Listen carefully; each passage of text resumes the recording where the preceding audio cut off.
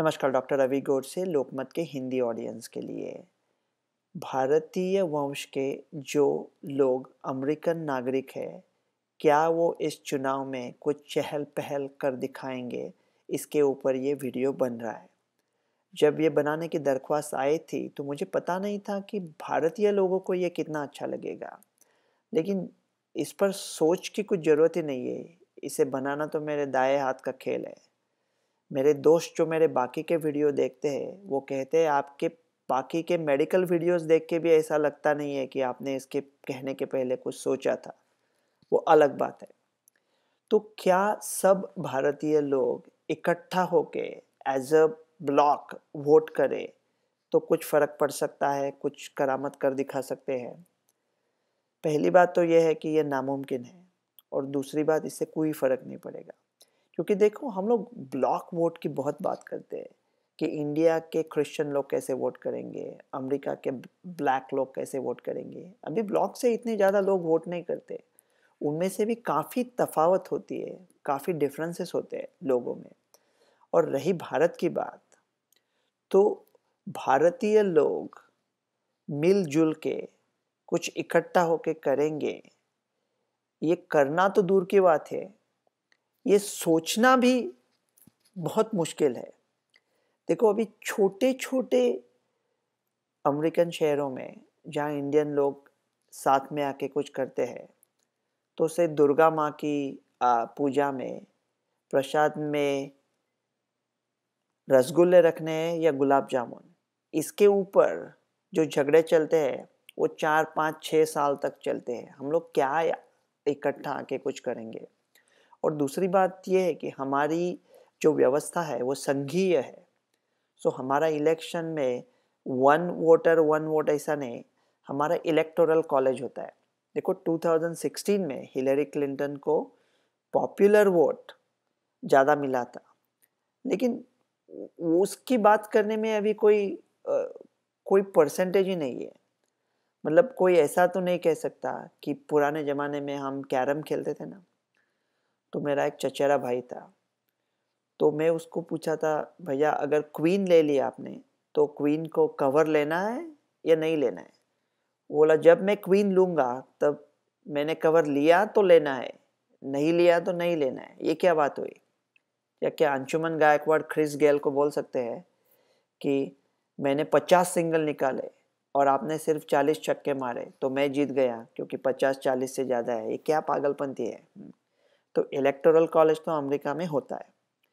तो उसके वजह से अगरचे 2 लाख लोग कैलिफोर्निया से आके रिपब्लिकन को वोट कर देते हैं, कोई फ़र्क नहीं पड़ेगा क्योंकि वो स्टेट जनरली डेमोक्रेट को जाता है।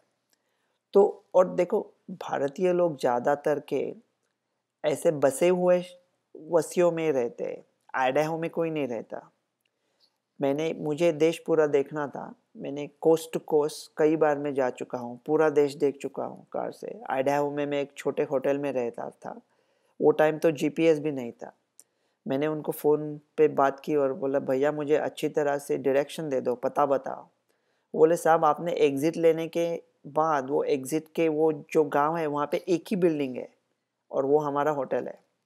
हम लोग इंडियन लोग तो वहाँ आस-पास दिखाई भी नहीं देंगे। वो सब 1849 में कैलिफोर्निया में क्या था? कुछ नहीं था। जब सब पूरा बस जाने के बाद हम लोग H1 वीज़ा के लिए एप्लीकेशन डाल देंगे और वहाँ पहुँचेंगे। हमारे पूर्वज ऐसे नहीं थे, लेकिन हम लोग अभी थोड़े अलग हो गए हैं। अभी अभी के लिए आगे के भविष्य में क्या होता है देखेंगे।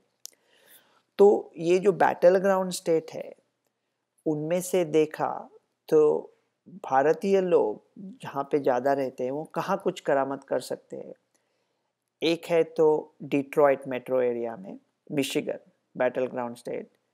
आज ये बहुत अहम है कहना कि मैं पेंसिल्वेनिया से बात कर रहा हूँ, क्योंकि फिलाडेल्फिया एरिया में जो भारतीय लोग रह सकते हैं वो पूरा इलेक्शन हिला सकते हैं। वो भारतीय लोग शायद बड़ी तादाद में रिपब्लिकन को वोट करें तो वो पूरा इलेक्शन डेमोक्रेट से रिपब्लिकन तक शिफ्ट कर सकते हैं। और अटलांटा जॉर्जिया में, जॉर्जिया बैटल ग्राउंड स्टेट हो सकता है, और टेक्सास में डैलस और ह्यूस्टन एरिया में भारतीय लोग काम कर सकते हैं, मतलब इलेक्शन पे ऊपर दबाव डाल सकते हैं।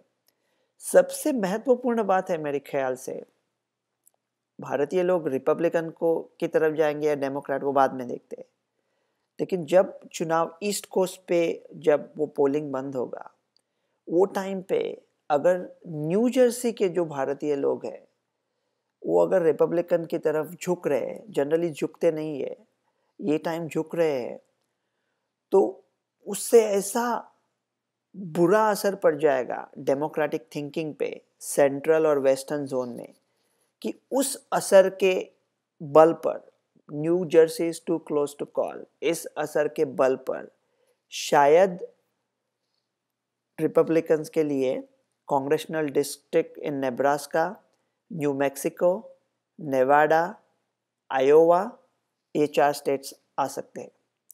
देखो अभी भारतीय लोग किसके तरफ झुकेंगे वो देखते हैं। वो डिबेट में ट्रम्प साहब ने कह दिया कि भारत की हवा गंदी है, इससे कुछ फर्क पड़ा क्या? कुछ नहीं।